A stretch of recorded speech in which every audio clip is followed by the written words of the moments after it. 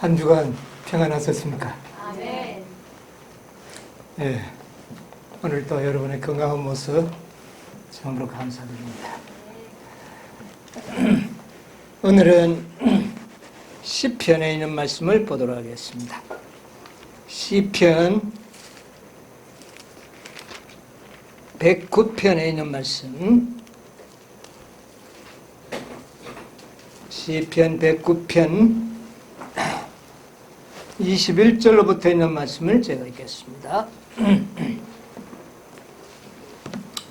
주 여호와여, 주의 이름을 인하여 나를 선대하시며 주의 인자하심에 선함을 인하여 나를 건지소서.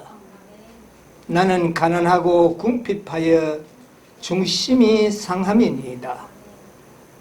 나의 가는 것은 석양 그림자 같고 또 메뚜기같이 불러가오며 금식함을 인하여 내 무릎은 약하고 내 육체는 수척하오며 나는 또 저희의 회방거리라.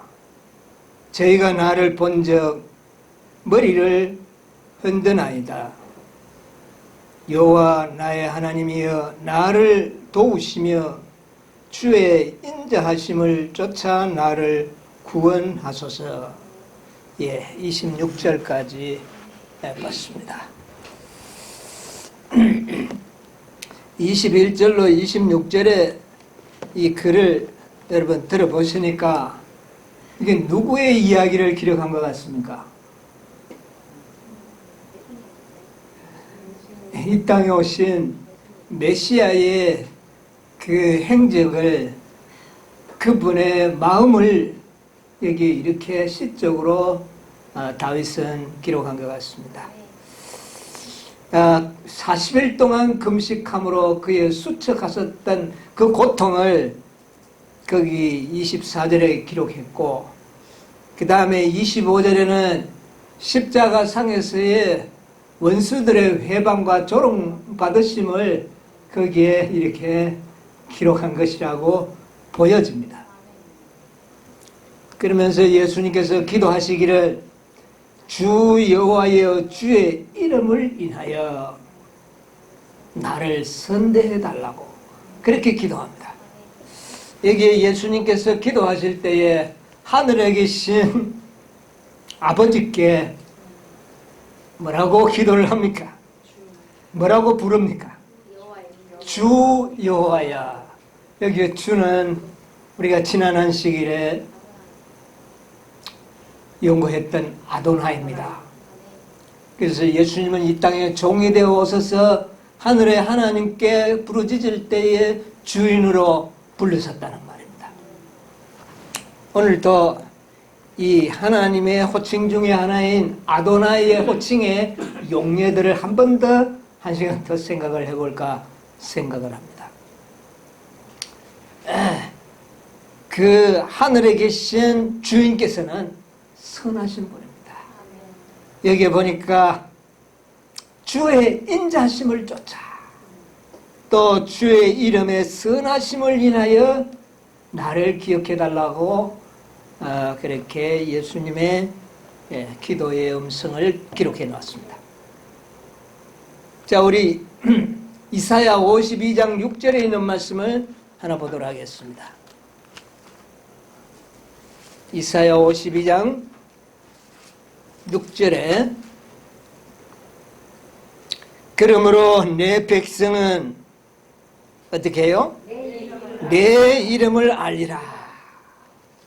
그러므로 그날에는 그들이 이 말을 하는 자가 나인 줄 알리라. 자, 마지막 하나님의 남은 백성들은 하나님의 이름을 어떻게 해요? 알게 될 것이다.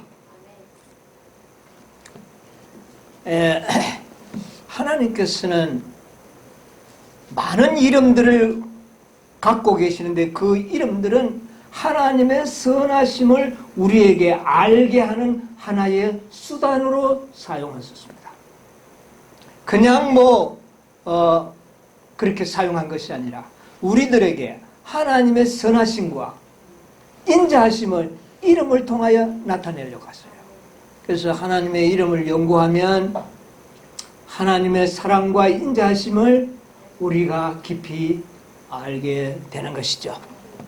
그래서 오늘은 이 아도나이라고 하는 이 하나님의 호칭 속에서 또 하나님의 어떤 아름다운 품성이 우리에게 나타나는지를 한 번 더 시간을 써보려고 합니다.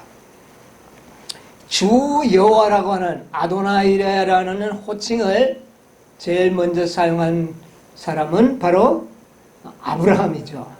아브라함이 창세기 15장 2절에 보면 주 여호와여라는 그 호칭을 최초로 성경에 기록하고 있는데, 성령께서 아마 이 호칭을 모세를 하여금 기록하도록 그렇게 하신 것 같아요. 주 여호와라는 말. 그런데 15장 2절에 나오는 이 말씀, 아브라함이 가로되 주 여호와여 무엇을 내게 주시려나이까 하는 이 말씀 속에서 아도나이 야훼, 아도나이 야훼, 여호와 이런 호칭을 사용하셨는데, 또 성경을 읽어보면 이 호칭이 좀 다르게도 또 사용됐다는 것을 알게 됩니다. 창세기 18장 12절에 보면, 11절로 12절에 보면 이런 말씀이 있습니다. 아브라함과 사라가 나이가 많아 늙었고 사라의 경수는 끊어졌는지라. 사라가 속으로 웃으며 이르되 내가 노쇠하였고 내 주인도 늙었으니 내게 어찌 낙이 있으리요. 여러분, 이 말이 왜 기록되었는지 아십니까? 예. 이 말은 이 창세기 17장에 보면 하나님께서 아브라함에게 찾아오셔서 너는 내 앞에서 완전하라 그렇게 권면을 하면서 네가 아들을 낳으리라 그렇게 이야기합니다. 이때는 이미 아브라함에게는 누가 있었어요? 이스마엘이 있었습니다. 그런데 이스마엘은 아직 하나님 앞에 제사를 받지 못했어요. 이 하나님께서 하갈과 결혼해서 이스마엘을 낳고 난 다음부터는 하갈과 결혼하고 난 이후에는 하나님께서 나타나지를 않았었어요.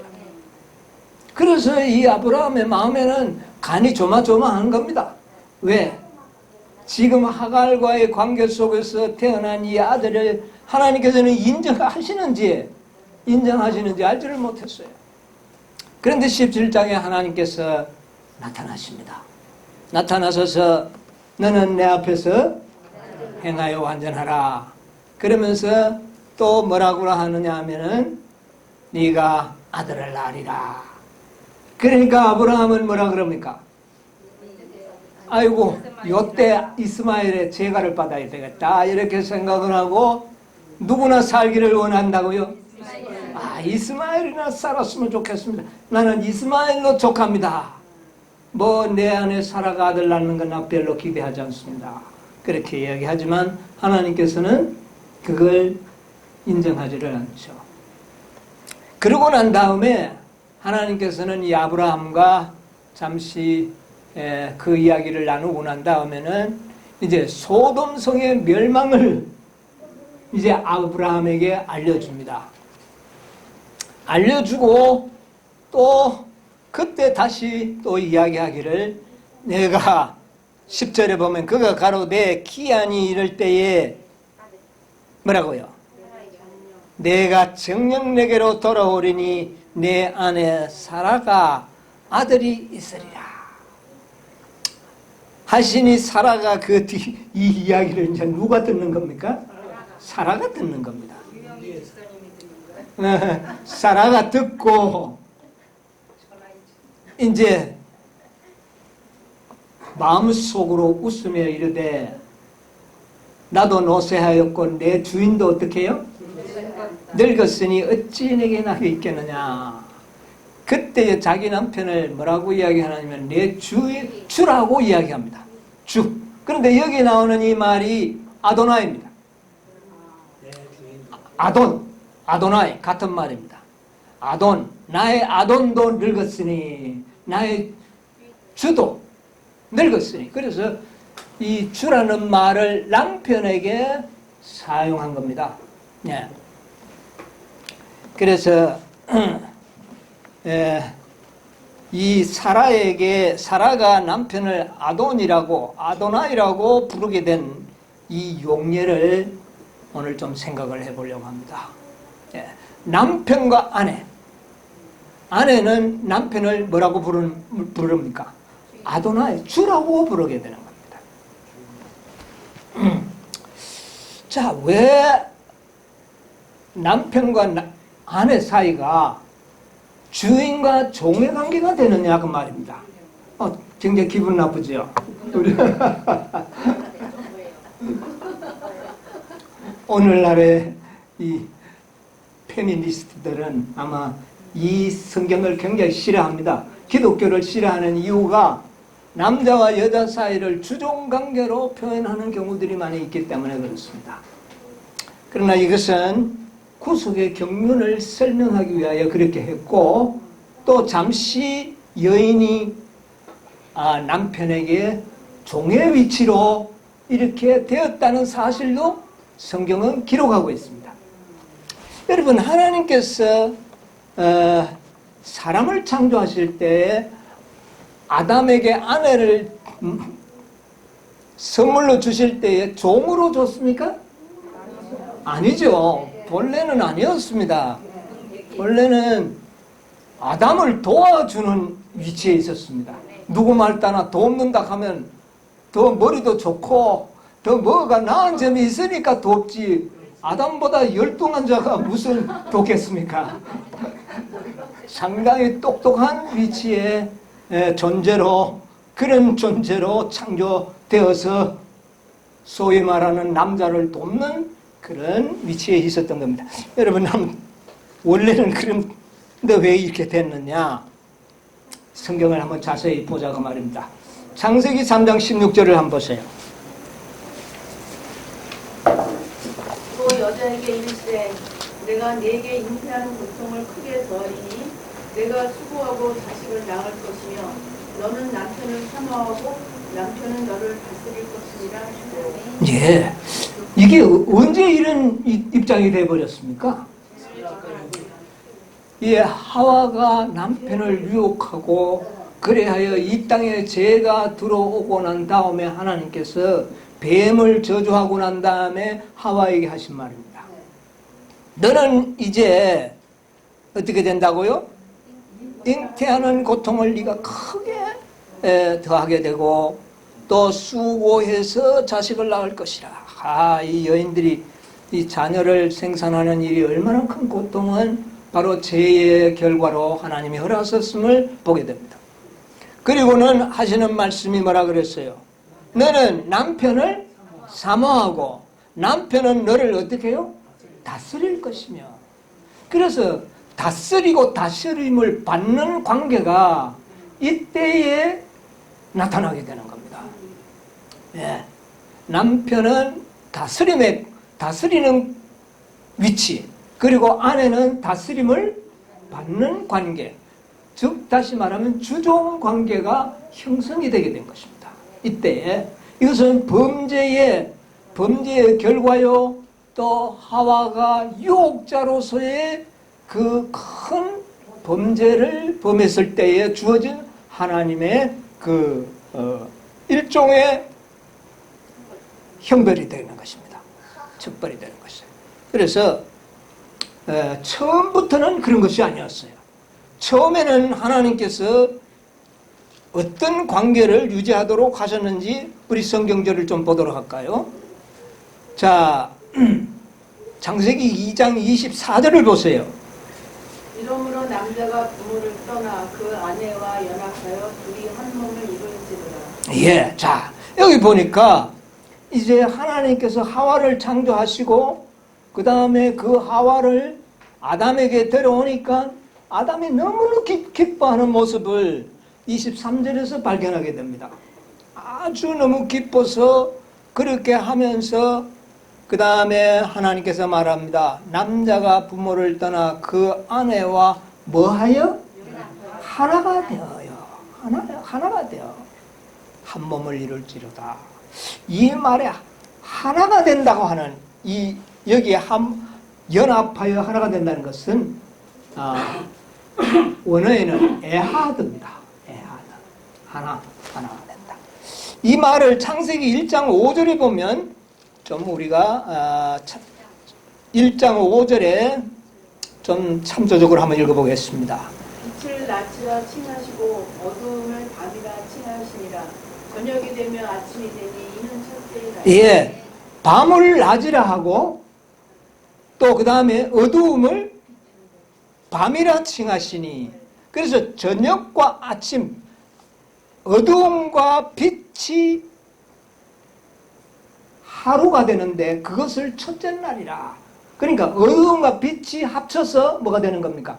하루가 되는 겁니다. 그런데 여기에 이 하루라고 하는 이 말이 에하드입니다.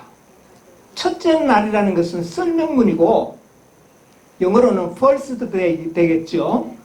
그런데 이게 first day가 아니고 에하드입니다. 그러니까 빛과 어두움이 하나라는 말이에요. 에하드는 하나라는 뜻이거든요. 그러니까 빛만 있어서는 하루가 하나가 되지 않고 어두움만 있어서는 아니고 어두움과 빛이 하나가 됐어요. 단수가 아니라 복수지만 복수의 관념을 가지고 있지만 하나라는 말입니다. 복수의 개념인데 하나예요. 자, 그러면 이 하나라고 하는 이 에하드라는 단어가 남자와 여자가 연합하면 하나가 된다는 것입니다. 그러니까 남자만이 있는 남자만의 사람은 하나의 완전함을 이루지가 못하는 것이죠. 여러분 이걸 잘 기억을 해야 됩니다. 뭐 남자가 주인이라고 뻑일 게 하나도 없는 이유가 남자 여자가 연합하니 하나의 완전한 사람이 된 거예요. 그러니까 혼자 있는 것은 완전하지가 못하다는 것입니다. 하나님께서 그렇게 인간을 창조하셨어요. 둘이 연합할 때 완전한 사람이 되는 겁니다. 그러면 둘이 연합해서 완전한 사람을 이룬다고 하는 말은 누구는 더 크고 누구는 더 작다는 개념이 있을 수가 없다는 것. 완전한 평등 사상이 이 안에 들어있는 것입니다. 남자 여인이 완전한 평등, 그 두 개가 합쳐서 완전한 하나를 이루는 것이 하나님의 본래의 목적이었습니다. 자, 그런데 자 1장 26절에 보면 뭐라고 이야기했습니까? 창세기 1장 26절. 가라사대 우리의 형상을 따라 우리의 모양대로 우리가 사람을 만들고 그로 바다의 고기와 예, 됐습니다. 우리의 형상을 따라 우리가 사람을 만들자고 할 때 이 사람은 아담만 만드는 걸 이야기합니까? 아담 하와를 만드는 것을 의미합니다. 아담 하와 두 남녀의 창조, 그러니까 두 남녀에 의하여 하나님의 형상이 나타나는 겁니다. 결코 남자만이 하나님의 형상을 나타내질 못하고 여자만이 하나님의 형상을 나타내지 못하고 남자와 여인이 연합할 때에 뭐가 나타나는 겁니까? 하나님의 형상이 나타나는 거예요. 이게 하나님의 계획이에요. 그러니까 우리의 형상을 나타내도록 하자. 사람을 통하여 그렇게 계획을 하셨는데 그 계획 속에는 남자 하나만이 아니고 여자 하나만이 아니고 둘이 하나가 될 때에 누구의 형상이 나타나는 겁니다. 하나님의 형상이 나타나도록 되어 있다는 것만. 그래서 남자의 속성과 여자의 개성을 남자의 개성과 여자의 개성을 잘 보면 남자는 공의의 개성이 강하고 여인에게는 자비의 개성이 가능하잖아요. 그러니까 하나님의 속성이 어떻습니까? 공의와 자비잖아요. 그러니까 남녀가 잘 연합할 때에 비로소 누구의 형상이 나타날까요? 하나님의 형상이 나타나요. 이게 본래의 계획이었어요. 그런데 그만 여인이 범죄자가 되고 유혹자가 됐을 때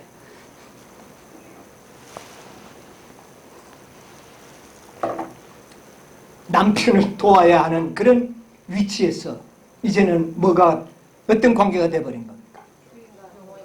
예, 주종 관계가 나뉘어지게 되는 겁니다. 왜? 다스림을 받지 않으면 또 미혹할 수 있는 이런 일이 일어나지 않도록 방지하기 위하여 이 여인에게 이야기할 때 남편과 헤어지지 말고 항상 같이 있으라는 에덴 동산에서 분보가 있었잖아요. 그런데 떨어진 것이 화근이 되어가지고 범죄를 저지르게 되고 유혹자가 됐던 겁니다. 그러므로 그때부터는 이 하와와 아담과의 관계는 주종 관계로 그렇게 되는 겁니다. 그렇게 해서 주인이라고 해서 권리만 생각하면 안 됩니다. 여러분, 주인이 권세가 있는 것은 사실이지만 주인은 모든 그 종들의 모든 필요를 책임져야 하는 막중한 의무가 있는 것을 기억해야 돼요. 그런데 그런 의무는 안 해놓고 권리만 행하려고 하는 그런 남자가 되면 이게 참 문제가 됐어요. 굉장히 참 문제가 많습니다. 그래서 옛날 어머니들이 보면 항상 남편을 주인이라 불러요. 우리 어머니도 보면 누가 찾아오면 우리 주인이 와봐야 된다고. 우리 주인. 그래서 은연중에 남편을 주인으로 인정해 왔어요. 근데 요새는 보니까 요새는 전혀 아닌 것 같아요.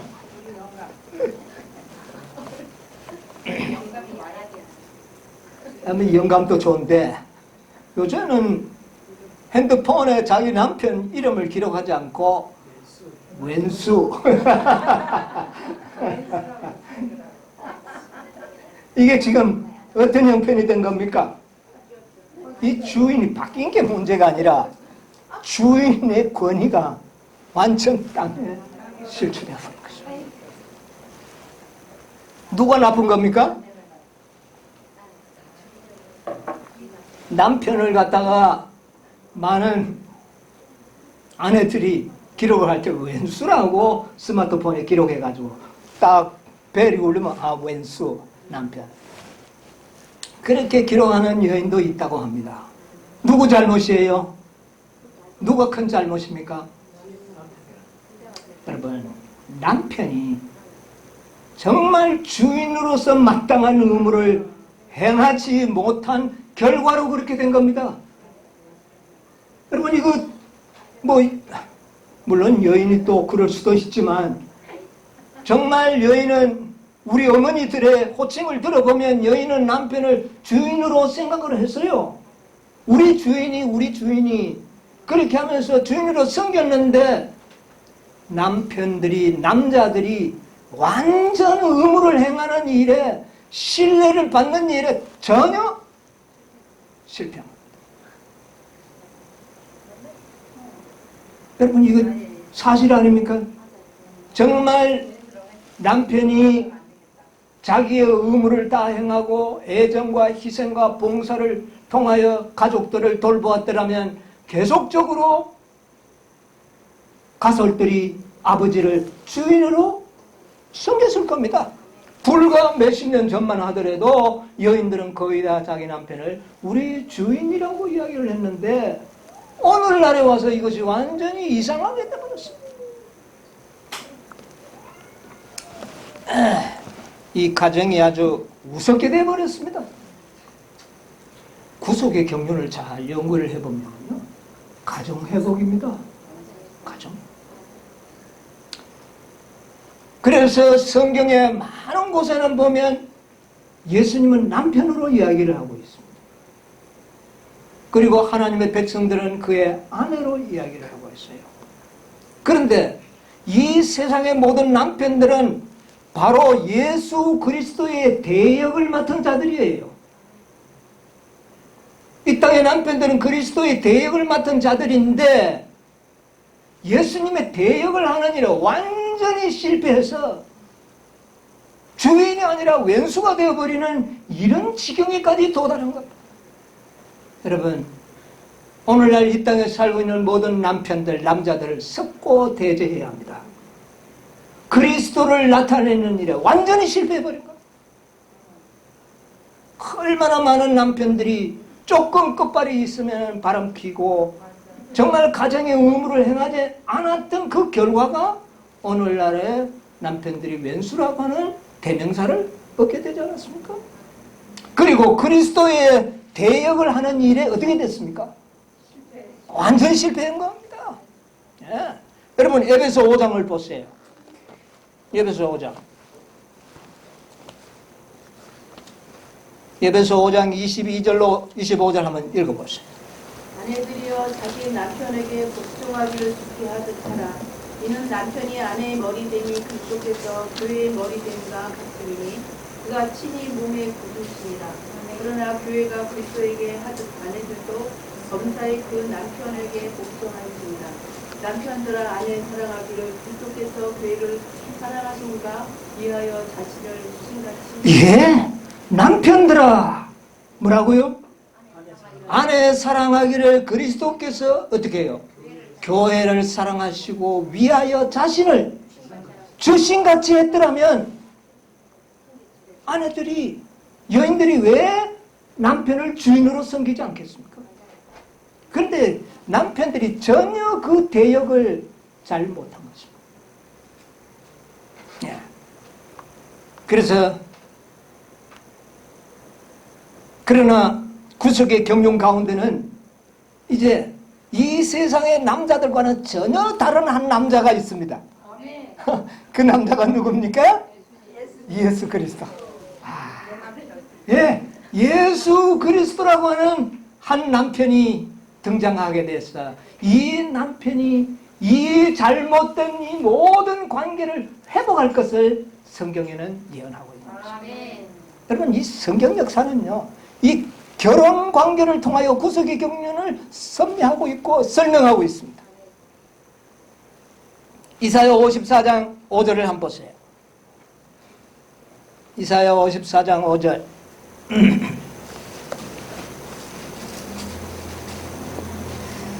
이는 너를 지으신 자는 내 남편이시라. 그 이름은 만군의 여호와시며 내 구속자는 이스라엘의 거룩한 자시라. 예. 이 세상의 하나님이라 칭함을 받으실 것이라. 여기 보니까 너를 지으신 자는 누구라고요? 내 남편이라. 그렇게 이야기했지 않습니까? 만군의 여호와이시며 구속자는 이스라엘의 거룩한 자시라.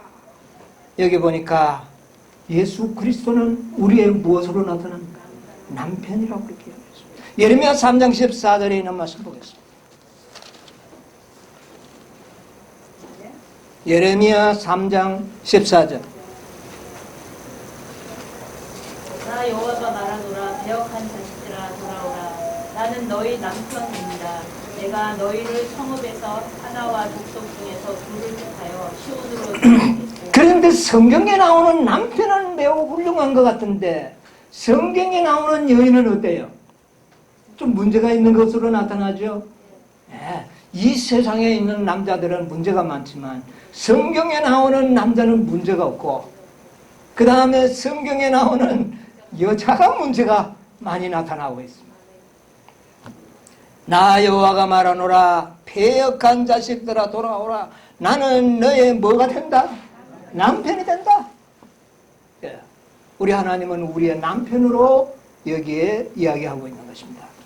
그래서 바로 이 아내와 남편을 통하여 구속의 경륜을 우리에게 설명하고 있고, 또 주인과 종의 관계를 통하여 아버지의 우리 하나님의 선하심과 인자하심을 우리에게 나타내 보여주고 있는 것입니다. 그런데 바로 여기에 나타나는 이 주 여호와, 우리 주인, 그 남편을 갖다가 아도나이 용법을 왜 사용했는가? 우리 지난 안식일에 우리 예수님의 사명 가운데 보니까 예수님은 뭐가 되어서 이 땅에 오십니까? 종이 되어서 오시는 거. 그 다음에 이 땅에 한 남자로서의 이 땅에 오셔서 아내를 얻고 자식을 얻는 그런 하나의 종이 되는 모습을 우리가 보게 됐죠. 그래서 이 성경에는 예수 그리스도를 한 남편, 그 다음에 교회를 한 아내로 이렇게 설명을 해서 구속의 경륜을 설명해 가고 있다고 말입니다. 그래서 하나님께서는 이 호세아에게 참 호세아 아마가 속 많이 상했던 것 같아요. 호세아 1장 2절 한번 보겠습니다. 여호와께서 비로소 호세아로 말씀하시니라. 여호와께서 호세아에게 이르시되 너는 가서 음란한 아내를 취하여 음란한 자식들을 낳으라. 이 나라가 여호와를 떠나 크게 행동하니. 그래서 예수님은 자기 자신이 이스라엘과 결혼한 남편으로 묘사했지 않습니까? 하나님께서. 그런데 이스라엘은 계속 이방신을 쫓아갔죠. 남편을 떠나 다른 신을 섬겼다고 말합니다. 이런 안타까운 하나님의 심령을 호세아에게 경험하도록 하기 위해서 누구와 결혼하도록 했다고요? 음란한 여인과 결혼하도록 만들었어요. 그런데 이 음란한 여인 고멜이 어떻게 했느냐? 3장 1절 2절을 한번 보세요. 여호와께서 내게 이르시되 이스라엘 자손이 다른 신을 섬기고 본토도 떡을 즐길지라도 여호와가 너희를 사랑하나니 너는 또 가서 타인에게 연애를 받아 음도된 그 여인을 사랑하라 하시기로 내가 15개와 우리 한 소멸 반으로 나를 위하여 저를 사랑하고 3절까지요? 예, 1절 2절 예. 자, 그래서 이 음란한 여인이 호세아를 버리고 다른 또 남자를 쫓아갈 때에 이 호세아가 어떻게 합니까?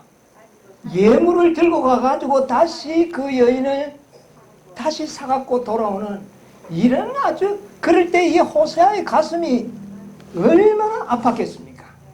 이것은 곧 자기를 섬기겠노라고 서약했던 이스라엘 백성들이 계속해서 하나님을 버리고 우상을 섬기는 그 과정을 이렇게 가슴 아픈 호세아의 경험을 통하여 하나님의 그 애타는 심령을 우리에게 보여주고 있어요. 2장 5절 6절 보세요. 2장 5절 6절 호세아. 저희의 어미는 희김하였고 저희를 배웠던 자가 부끄러워하였다니 그래서 저가 이르기를 나는 나를 연애하는 자를 따르리니 저희가 내 떡과 내 물과 내 양털과 내 삶과 내 기름과 내 술들을 내게 준다 하였느니라. 6절도요. 그러므로 내가 가시로 굴기를 막으며 담을 쌓아 도로 굴기를 찾지 못하게 예, 여기 보니까 호세아의 아내가 어떻게 합니까? 나를 사랑하는 자를 나는 따라가겠다. 본 남편 호세아를 버리고 다른 남자 따라가겠다. 그가 나에게 뭐를 줄 것이다. 떡과 물과 양털과 뭐 기름과 이런 것들 나에게 줄 것이다. 그래서 막 따라가려고 그럽니다. 그러니까 호세아가 어떻게 합니까? 내가 가시로 가려고 하는 그 앞에다 가시를 막고 담을 쌓아서 막고 그래도 이 여인이 어떻게 합니까? 그래도 가요. 이것이 바로 하나님을 섬기겠노라고 하던 하나님의 백성 이스라엘이 이렇게 했다는 겁니다. 얼마나 가슴 아픈 일이었겠습니까? 호세아는 얼마나 가슴 아팠겠습니까? 이 심령이 바로 하나님의 심령이었습니다. 그런데 하나님께서는 이 백성을 버리기를 원치 아니하시고 어제 지난 시길에 우리 읽었지 않습니까? 시편의 40편 6절로 7절에 있는 말씀 한번 확인하고 넘어갈까요? 주께서 나의 귀를 통하여 들리시기를 제사와 예물을 기뻐 아니하시며 번제와 속죄제를 요구치 아니하신다 하신지라. 자 보세요. 이 말씀은 메시아가 이 땅에 오시는 그 영감을 이렇게 시적으로 말씀하시는데, 주께서 나의 길을 통하여, 그런데 여기 통한다는 말은 뚫으시고 그렇게 번역될 수 있다고 그랬죠. 그러니까 예수님께서는 아내와 자녀를 위해서 길을 어떻게 해요? 뚫었다는. 그런데 그 아내와 자녀가 정결 있는 아내와 자녀가 아니라는 겁니다. 그 아내가 호세의 아내처럼 아주 음란하고 음란한 자녀들이에요. 그 아내와 자녀들을 위하여 예수님께서는 길을 뚫고 이 땅에 오신 것입니다. 이들을 어떻게 하겠다는 겁니까? 이들을 다시 정결케 하겠다는 것이에요. 이들을 다시 정결케 하겠다는 것입니다. 이것이 구속의 경륜이라는 것이죠. 자, 우리 사도행전 20장 28절에 이 말씀을 이렇게 표현했죠. 너희는 자기를 위하여 또는 온 양떼를 위하여 산다라. 성령이 저들 가운데 너희로 공동자를 삼고 하나님이 저들을 하신 교회를 치게 하셨느니라. 예, 뭐로 샀다고요? 피로 샀다. 길을 뚫고 아내와 자녀들을 어떻게 해요? 피로 샀다는 것입니다. 자, 그래서 하나님께서는, 주님께서는 우리를 어떻게 하시겠다고 그러냐면 물과 피로 우리를 씻어서 깨끗게 하시겠다는 것이에요. 그래서 결국은 우리를 어떻게 만들겠다는 겁니까? 흠이 없고 점이 없는 그런 정결한 여인과 자녀들을 만들어서 아버지께 드리겠다는 것이 구속의 경륜입니다. 여러분, 그분을 우리가 주로 섬겨야 되지 않겠습니까? 그 남편은 우리의 주인이에요. 우리가 음란하고 음탕할 때에 그분은 우리를 위하여 길을 뚫고 섬기면서 우리를 변화시키겠다. 물로 씻고 피를 씻어서 그들을 정결하게 만들겠다고 하신 것입니다. 이것이 구속의 경륜이에요. 우리 오늘날 마지막 남은 백성들의 남편들과 남자들은 주가 되어야 되는 겁니다. 권위를 부리라는 의미가 아닌 것입니다. 여인들로부터 존경받을 수 있는 그런 사람이 되어야 된다는, 이것이 하나님의 목적이라는 것이에요.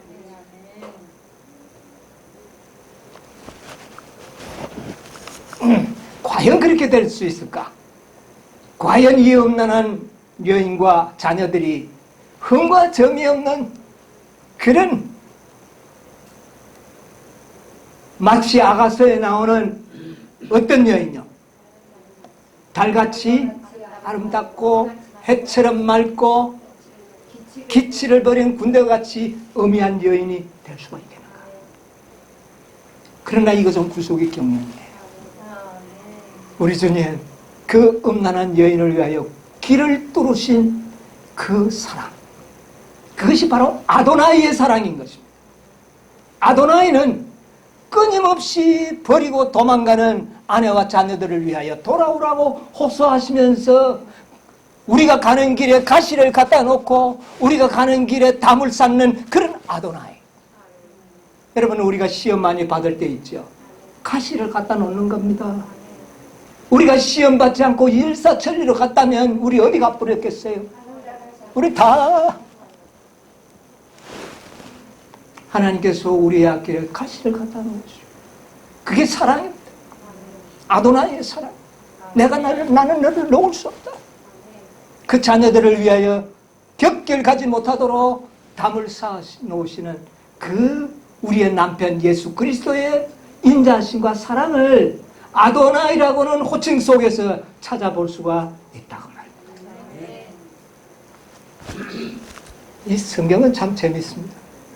이 성경은 전체의 스토리가 아버지 하나님이 아들을 장가 보내서 혼례식을 치르는 것을 바로 이 성경의 전체의 역사입니다. 전체의 스토리. 이게 구속의 경륜의 전부입니다. 여러분, 아브라함이 종을 시켜가지고 뭐를 구하도록 했습니까? 자기 아들의 아내를 구하도록 보냈잖아요. 오늘날 이 세상에 수많은 선지자들이 이 땅에 와서 그리스도의 아내를 구했던 겁니다. 아내를 구하는 것으로 이 성경은 묘사하고 있습니다. 사도 바울도 너희를 정결한 처녀로 어떻게 하겠다? 한 남편 그리스도께 중매하라 하노라. 그렇게 이야기를 했지 않습니까? 마태복음 25장, 22장 전부 이게 뭡니까? 혼인 예식의 비유. 여러분, 하늘에 가서 혼인 예식으로 구속의 경륜이 아주 행복하게 구속의 경륜이 마침표를 찍는 겁니다. 그것이 바로 혼례식입니다. 그렇지 않습니까? 아내를 구하는 이야기가 성경 이야기입니다. 시편 19편에 있는 말씀 좀 볼까요? 참, 계시록 19장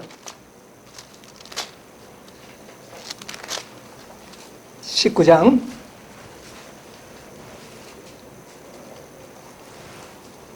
7절 한번 읽어보세요. 7절 7절 우리가 즐거워하고 크게 기뻐하며 그에게 영광을 돌리고 어린 양의 귀에 어린 양 혼인 기약이 이렇고 그의 아내가 자신을 준비하고 예, 됐습니다. 여기 보니까 7절에 우리가 즐거워하고 크게 기뻐하여 그에게 영광을 돌리세. 왜냐? 어린 양의 이는 어린 양의 혼인 기약이 이르렀고, 예, 이르렀고 그 아내가 어떻게 해요? 예비되었다. 자, 이제 이 혼인, 이제 아내를 선택한 것 같아요. 예, 이제 이 요한 기자는 이 아내를 우리에게 소개해 주려고 하는 것 같습니다. 그렇지 않습니까? 이제 시간도 되었다는 겁니다. 아내도 준비가 되었고 시간도 되었다는 거예요. 오늘날 이 시점이 바로 그 시점이 아닌가 그렇게 생각이 듭니다. 자, 이 아내가 누구인가 한번 찾아보겠습니다. 이사야 62장 4절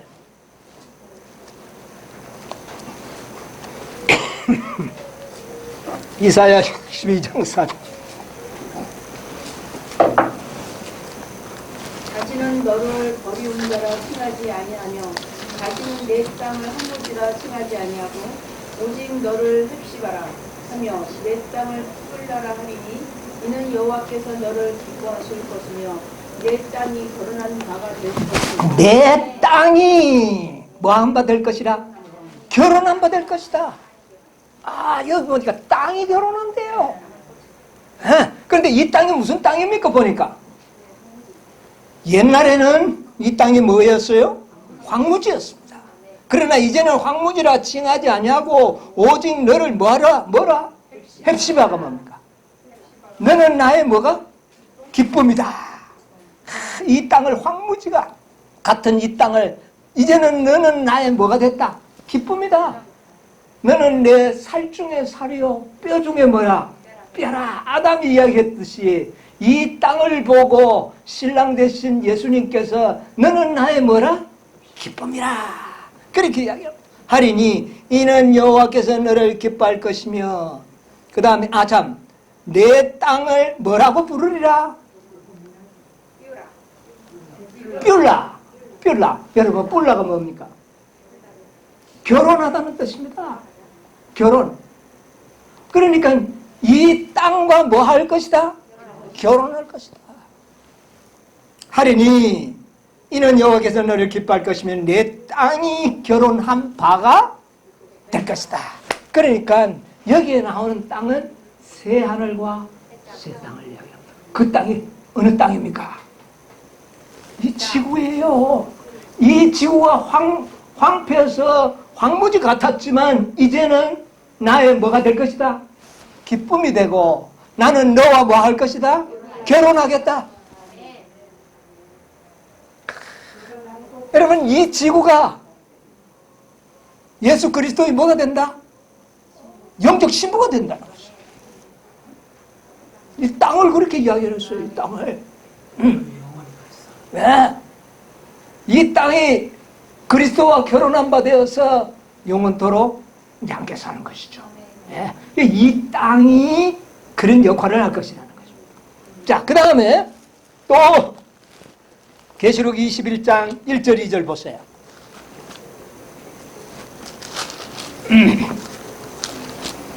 계시록 21장 1절 2절. 또 내가 새 하늘과 새 땅을 보니 처음 하늘과 처음 땅이 없어졌고 바다도 다시 있지 않더라. 또 내가 보매 거룩한 성 새 예루살렘이 하나님께로부터 하늘에서 내려오니 그 예비한 것이 신부가 남편을 위하여 단장한 것. 자, 이 땅은 새 하늘과 새 땅으로 바뀌어졌습니다. 그런데 거기에 뭐가 내려옵니까? 새 예루살렘 성이 내려오는데 뭐와 같더라? 신부가 신랑을 위하여 단장한 같이 너무 아름다운 모습을 요한은 보게 되는 겁니다. 자, 그 다음에 9절로 10절. 일곱 대접을 가지고 마지막 일곱 재앙을 담을 일곱 천사 중 하나가 나와서 내게 말하여 가로되 이리 오라. 내가 신부 곧 어린 양의 아내를 내게 보이리라 하고 성령으로 나를 데리고 크고 높은 산으로 올라가 하나님께로부터 하늘에서 내려오는 거룩한 성 새 예루살렘을 보이니. 예, 꼭까지야. 자, 이제 내가 너에게 어린 양의 신부를 어떻게 해요? 보이리라. 그리고 뭐를 보여줬어요? 새 예루살렘. 자, 새 하늘과 새 땅이 창조된 이 땅에 이제 뭐가 내려옵니까?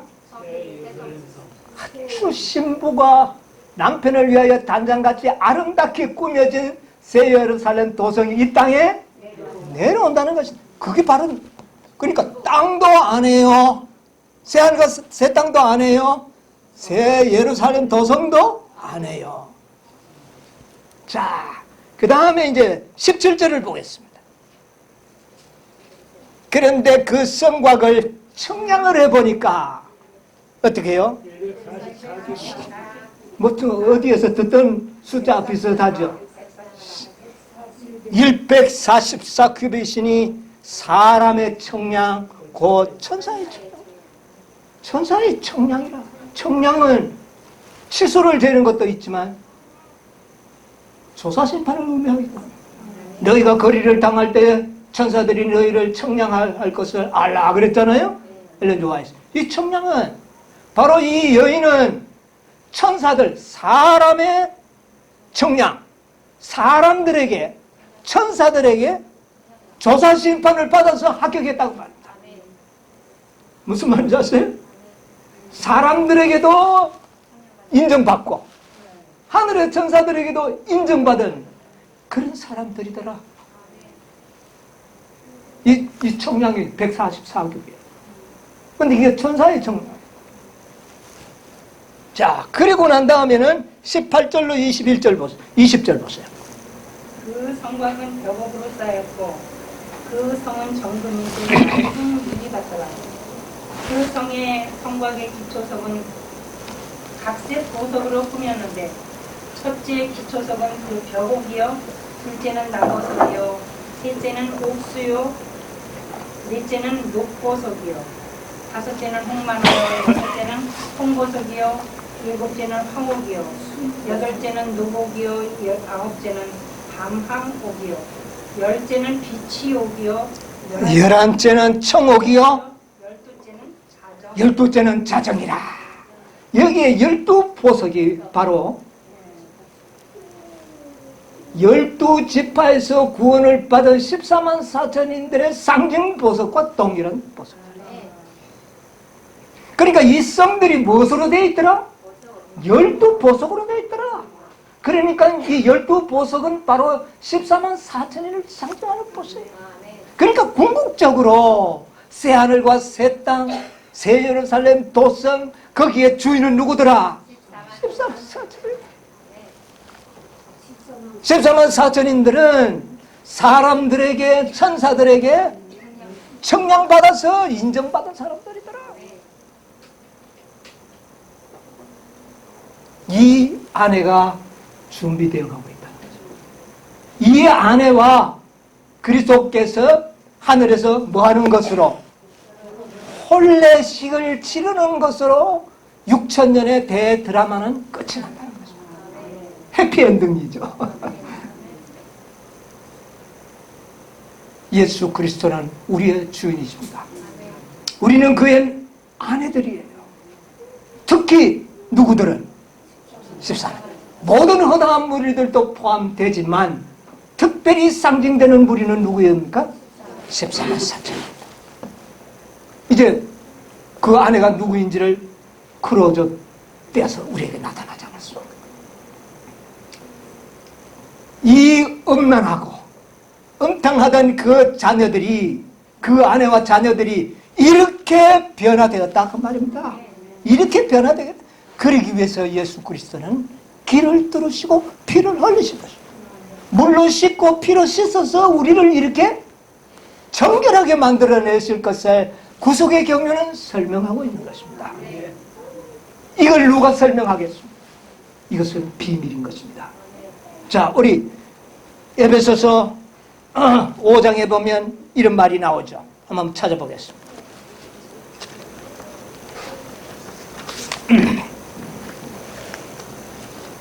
에베소서 5장 31절로 32절. 이러므로 사람이 부모를 떠나 그 아내와 합하여 그 둘이 한 육체가 될지니 이 비밀이 크도다. 내가 그리스도와 교회에 대하여 말하노라. 뭐라고요?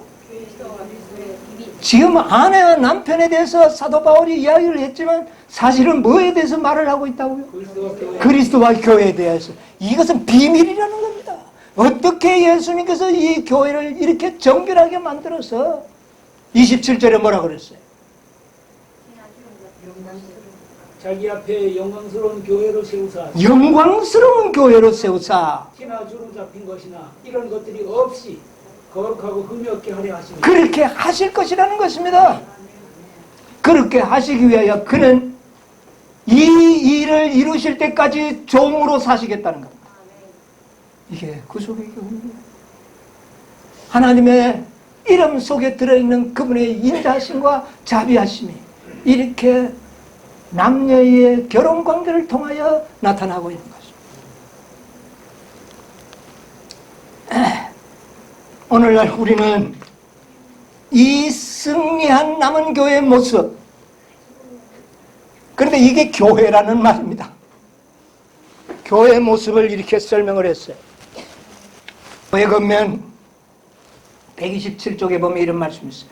평생의 연합인 결혼은 그리스도와 당신의 교회 사이에 갖는 연합의 상징이다. 하나가 됨의 상징이다. 남자와 여자가 연합하여 하나가 되라 그러죠. 에하드가 되라. 뭐가 에하드가 되는 겁니까? 그분의 품성이. 네. 그분의 형상으로 하나가 되는 겁니다. 우리가. 이렇게 영광스러운 약속을 교회는 받고 있는 것이죠. 대정추 381쪽에 보면 성경에는 그리스도와 그분의 교회의 관계에 존재하는 신성하고 영속적인 성격이 결혼의 연합으로 되어 있다. 주님께서는 엄숙한 언약으로 친히 당신의 백성과 결합하셨는데 그분께서는 저들의 하나님이 되실 것을 약속하셨고 백성들은 하나님의 소유와 되는 동시에 그분께만 봉사할 것을 맹세하신다. 이제 우리는 음란의 길을 버리고 오직 그분께만 봉사할 것을 맹세해야 되는 것입니다. 그럴 때에 우리를 아름다운 옷을 입히고 우리를 변화시키겠다고 그렇게 약속을 하신 것입니다. 여러분, 예언의 사도행적 590페이지를 한번 펴봅시다. 이거 한번 읽고 마치도록 하겠습니다.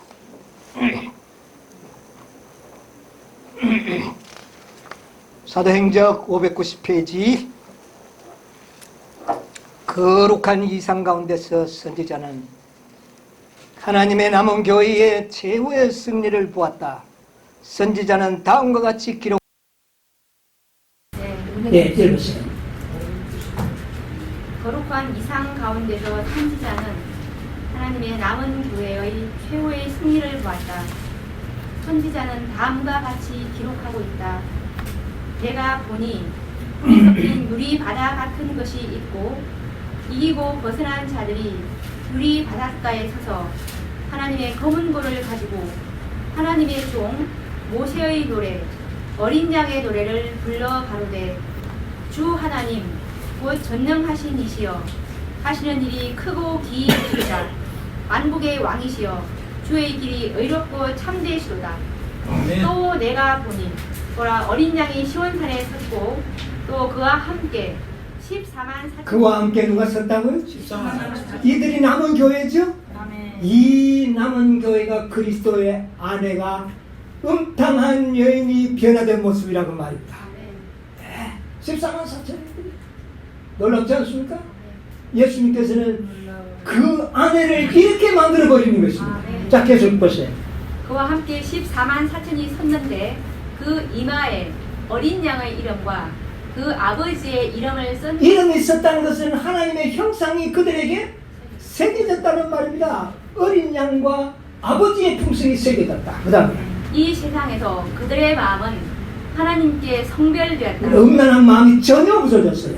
예. 그들은 마음과 뜻을 다하여 하나님을 섬겼으므로 이제 하나님께서는 그 이마에 이제는 그 이마에 당신의 이름을 두실 수가 이름을 있다. 두실 수가 있었다. 저희가 세세토록 왕노릇 하리로다. 그들은 거처를 구걸하는 자들처럼 들어갔다 나왔다 하지 않는다. 그들은 그리스도께서 내 아버지께 복받을 자들이여 나와 창세로부터 너희를 위하여 예비된 나라를 상속하라고 말씀하신 무리이다. 그리스도께서는 그들을 당신의 자녀로 환영하시고 내 주인의 즐거움에 참여할지어다 라고 말씀하신다. 어린 양이 어디로 인도하든지 따라가는 자며 사람 가운데서 후속을 받아 처음 익은 열매로 하나님과 어린 양에게 속한 자들이다. 선지자의 계시는 그들을 거룩한 예배를 위하여 성도들의 의인 흰 세마포를 입고 시온산에 서 있는 자들로 묘사한다. 그러나 하늘에서 어린 양을 따르는 사람들은 모두 불평하거나 변덕스럽게 함이 아닌 마치 양떼가 목자를 따르듯이 신뢰하고 사랑하고 자원하는 그런 순종으로서 지상에서 먼저 그분을 따른 사람이어야 한다. 내게 들리는 소리는 검은 고 타는 자들의 그 검은 고 타는 것 같더라. 저희가 보좌 앞에서 새 노래를 부르니 땅에서 구속함을 얻은 14만 4천인 밖에는 능히 이 노래를 배울 자가 없더라. 그 입에 거짓말이 없고 그가 점이 없죠? 흠이 없는 자들이더라. 예. 또 내가 보낸 거룩한 성 새 예루살렘이 하나님께로부터 하늘에서 내려오니 그 예비한 것이 신부가 남편을 위하여 단장한 것 같더라. 예, 거기까지 읽겠습니다. 아멘. 여러분, 어린 양의 신부가 이제 우리의 마음 속에 나타나야 됩니다. 첫째는 새하늘과 새 땅. 그 다음에 거기에 내려오는 새 예루살렘 도성. 그리고 그 도성에는 12보석으로 만들어졌는데 그 12보석은 14만 4천인을 상징합니다. 그 속에 사는 백성들은 14만 4천인들과 그리고 허다한 무리들이 이 세상에 살 것인데 그들이 회복받은 하나님의 어린 양의 아내로 나타나고 이 잔치가 이루어질 때 구속의 경륜은 끝이 난다. 여러분, 우리를 위하여 아도나이 되신 그 남편, 그분께만 충성을 다하고 그분이 주시는 의의 옷을 입으시고 그분이 주신 모든 말씀으로 씻어서 정말 우리가 정결함을 입는 그런 아내로 나타나야 됩니다. 우리 모두가 신령한 그리스도의 아내가 되기에 조금도 부족함이 없는 여러분과 제가 되기를 간절히 바라면서 말씀을 마치겠습니다.